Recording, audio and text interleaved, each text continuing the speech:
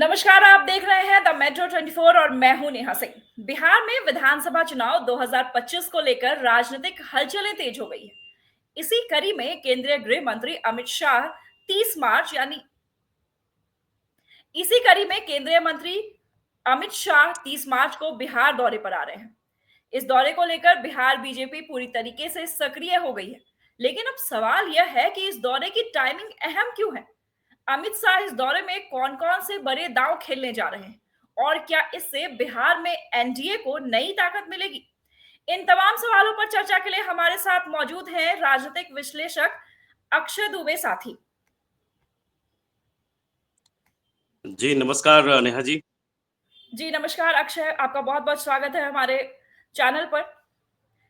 हम अमित शाह का ये दौरा के बारे में हम आज बात कर रहे हैं। अमित शाह का ये दौरा काफी अहम माना जा रहा है। वे एनडीए की बैठक भी करने वाले हैं और बीजेपी की चुनावी रणनीति को भी धार देने की बात कह रहे हैं। सबसे पहले तो ये बताइए कि इस दौरे की टाइमिंग को लेकर इतना जोर आखिर क्यों दिया जा रहा है? सबसे पहले तो दर्शकों का स्वागत है और मेरी ओर से उनको नमस्कार है।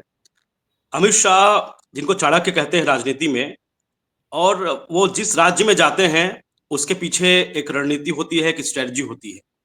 और ये समझिए कि बीजेपी इस समय एक किस्म से राजसूय यज्ञ कर रही है। चाहे वो छत्तीसगढ़ हो, मध्य प्रदेश हो, उसके बाद हरियाणा हो, फिर दिल्ली हो, और अब उसके बाद बिहार फतह की तैयारी है। और चुनाव पास है। हम कांग्रेस की बात करें तो कांग्रेस भी एक अलग रणनीति खेल रही है। महागठबंधन में एक अलग रणनीति चल रही है। इस बीच जी। अमित शाह अब बिहार आ रहे हैं, तो बिहार में जी। स्वाभाविक सी चीज है कि इस बात की चर्चा होगी कि अमित शाह क्यों आ रहे हैं।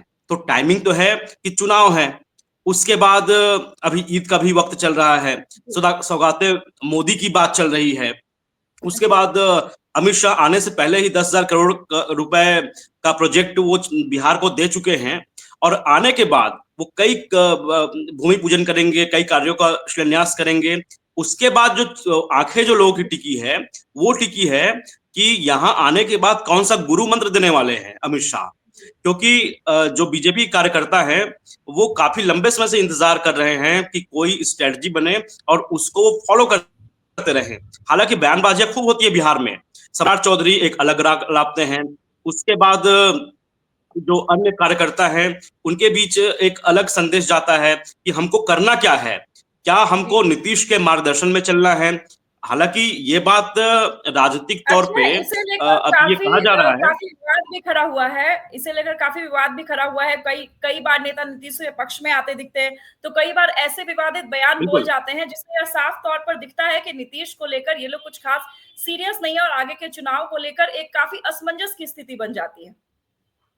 आप देखे होंगे जिस तरीके से नीतीश के कई वीडियो वायरल हुए, उनके जी। ओर से कई कई मतलब बयान भी आए। लेकिन जिस हिसाब से बीजेपी को या तो बचाव करना था नीतीश का, तो वो वहां जी। एक तरीके से उस तरीके से बचाव करते नजर बैकफुट पे नहीं थी। आए। कह सकते हैं बिल्कुल। बैकफुट पर थी। तो जी जी, तो ऐसे में अमित शाह अगर आज बिहार आ रहे हैं, इसका मतलब है कि बीजेपी एक अलग रणनीति के तहत काम करने जा रही है। मैं एक संदर्भ, एक रेफरेंस देना चाहूंगा। आज से कुछ वक्त पहले एक पूर्व केंद्रीय मंत्री रहे हैं और बिहार में एक बड़े नेता हैं, उनसे मेरी चर्चा हुई तो वो अक्सर कहते थे कि हमको एक नीतीश मुक्त बीजेपी चाहिए। तो जी। बीजेपी अभी गठबंधन में तो है, एनडीए गठबंधन तो है, लेकिन ना उनको थूकते बनता ना तो निकलते बनता। वो नीतीश के बगैर भी नहीं है, लेकिन नीतीश को साथ भी नहीं लेना चाहते। ऐसे में अमित अच्छा। शाह आकर ये जो बीजेपी की ताकत है उसको महसूस कराना चाहते हैं।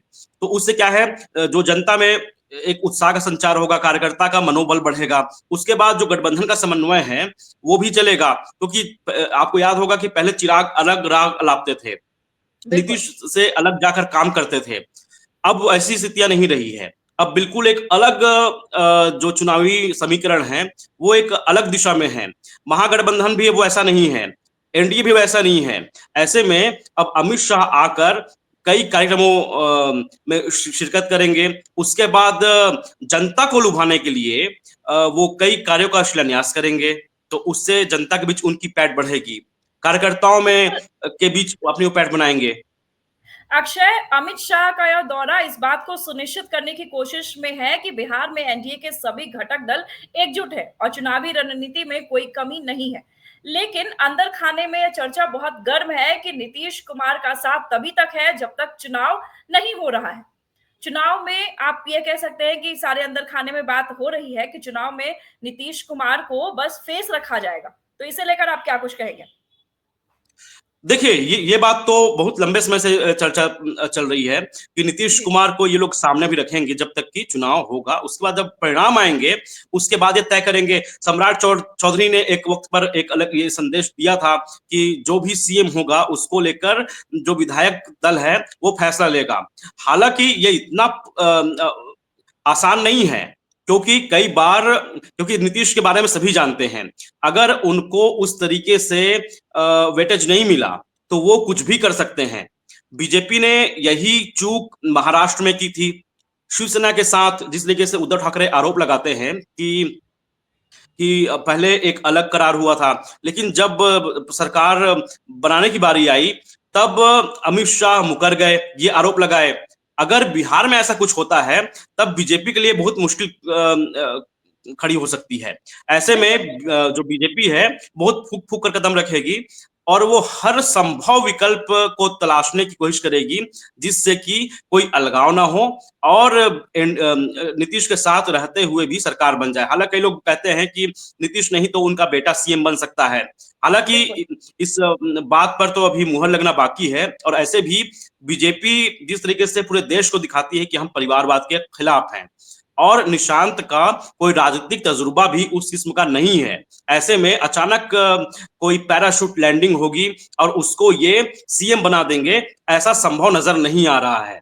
ऐसे में बीजेपी चाहेगी कि नीतीश बने या फिर कोई चेहरा बीजेपी से हो सकता है। बिल्कुल।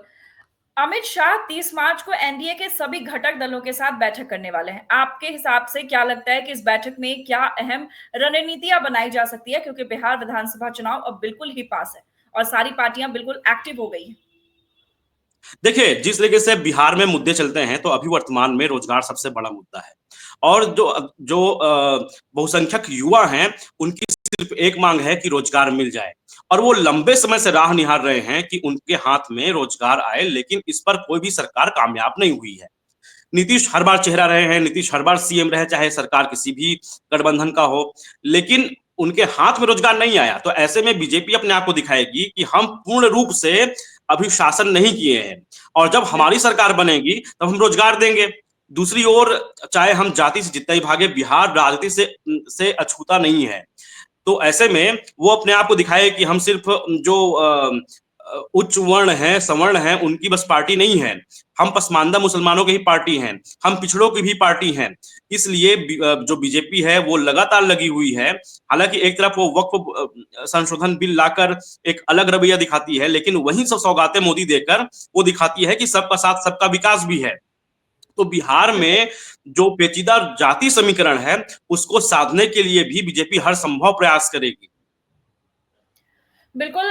अक्षय, अमित शाह इस दौरे में प्रदेश कार्यकारिणी की नई सूची पर भी मुहर लगाने वाले हैं। दिलीप जायसवाल अभी हाल फिलहाल में प्रदेश अध्यक्ष, सिर्फ प्रदेश अध्यक्ष बनाए गए हैं। इनके बाद इस बैठक को, इस मुहर लगाने को कैसे देखा जा सकता है? देखिए, दिलीप जायसवाल को तो अध्यक्ष बना दिए हैं, लेकिन उसके बाद जो कार्यकारिणी में और लोगों को शामिल करना है वो अभी बाकी है।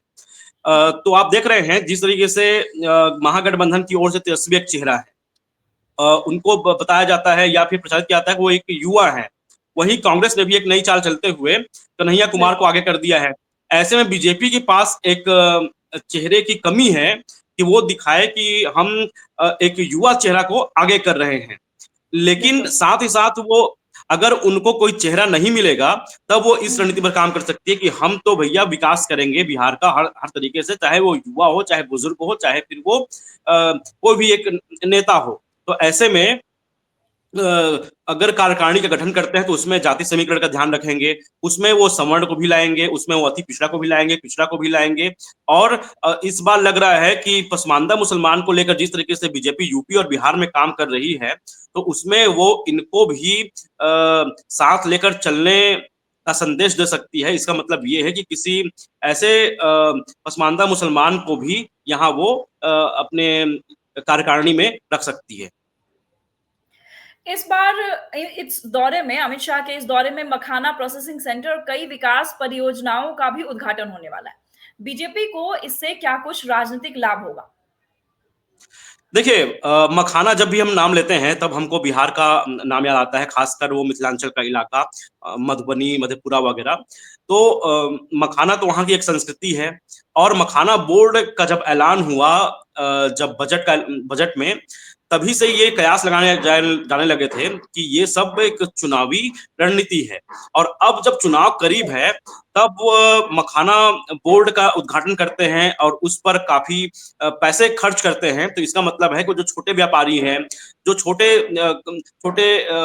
जो पैसे लगाते हैं, उन पर उनका फोकस रहेगा। और इसका एक सीधा सा संदेश है कि हम कुटीर उद्योग को बढ़ावा दे रहे हैं, हम छोटे छोटे व्यापारियों की भी सुध ले रहे हैं। हम सिर्फ बड़े व्यापारियों पर ध्यान नहीं देते, क्योंकि अक्सर बीजेपी पर आरोप लगता है कि वो अडानी, अंबानी जैसे जो बड़े उद्योगपति हैं, सिर्फ उन्हीं पर वो फोकस करती है। लेकिन इस बार जब मखाना बोर्ड का निर्णय हुआ, मखाना बोर्ड का ऐलान हुआ, तब बीजेपी ने ये अपने आप को दिखाने की कोशिश की कि नहीं, हम छोटे व्यापारियों के भी शुभ चिंतक हैं। बिल्कुल। अक्षय, मेरा आपसे आखिरी सवाल ये है कि अमित शाह के इस दौरे से बीजेपी और एनडीए को क्या कुछ फायदा होगा? देखिए, अमित शाह के दौरे से, जैसे मैंने बताया कि उनको चाणक्य कहा जाता है, और अधिकतर राज्यों में मुझे याद आता है छत्तीसगढ़ का चुनाव, जहां जब चुनाव नजदीक आने के बाद अमित शाह डेरा डालकर बैठ गए थे, अपने बड़े बड़े नेताओं को वहां भिड़ा दिए थे। उसके बाद जिस तरीके से भूपेश बघेल की सरकार, जिसको लोग कहते थे कि ये दोबारा रिपीट होगी, दोबारा आएगी, लेकिन ऐसा कुछ नहीं हुआ। माइक्रो मैनेजमेंट में बीजेपी बहुत ही माहिर है। ऐसे में अमित शाह अगर आ रहे हैं तो इसका मतलब है कि बहुत कुछ होने वाला है, कार्यकर्ताओं का मनोबल बढ़ने वाला है, जो नेता वहां काम कर रहे हैं, जो कार्यकारिणी वहां काम कर रही है, उन पर भी एक किस्म का दबाव रहेगा। वो सुसुप्त अवस्था में नहीं रहेंगे, अति सक्रियता दिखाएंगे, एक्टिव हो जाएंगे चुनाव से पहले। और साथ ही साथ जनता के भीतर संदेश जाएगा कि इस बार एक नई सरकार बनेगी, और नई सरकार में अभी वर्तमान में लग रहा है कि नीतीश कुमार एक चेहरा है, लेकिन हो सकता है कि इसमें तब्दीली भी आ जाए, इसमें बदलाव भी आ जाए। यही दिखाता है अमित शाह का ये इंटरेस्ट और उनका ये दौरा। धन्यवाद अक्षय, हमारे साथ इस चर्चा में शामिल होने के लिए। आपका बहुत बहुत धन्यवाद इस पूरे विश्लेषण के लिए। जी, धन्यवाद। तो आज की इस चर्चा में हमने जाना कि अमित शाह का यह दौरा बिहार के चुनावी समीकरण को किस तरीके से प्रभावित कर सकता है। उनके दौरे से बीजेपी और एनडीए, इन दोनों की ही रणनीति को नई दिशा मिलेगी, नई दिशा मिलेगी, और बिहार की राजनीति में नए समीकरण बन सकते हैं। इस तरह के और बिहार की खबरों के लिए, विश्लेषक खबरों के लिए देखते रहें द मेट्रो 24, जुड़े रहे हमारे साथ। नमस्कार।